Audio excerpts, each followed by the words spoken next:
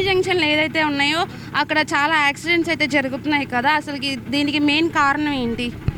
దీనికి మెయిన్ కారణం ఏంటంటే ఇక్కడ ఒక సిగ్నల్ ఏర్పాటు చేయాలండి. హైవేలో కంపల్సరీగా ఉండాలా, ఇక్కడ యాక్సిడెంట్ జరుగుతున్నాయి. ఏంది దాన్ని బట్టి ఒక సిగ్నల్ ఏర్పాటు చేస్తే బాగుంటుందని.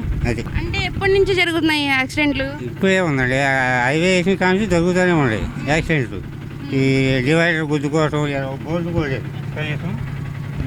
ఒకసారి అయితే లారీ ఎక్కింది దీని మీదకి. అది ఇక్కడ అసలు ఒక బోర్డు లేదు, ఇటు పక్క లేదు, అటు పక్క లేదు, కనీసం ఒక సిగ్నల్ లేదు, ఏమీ లేదు.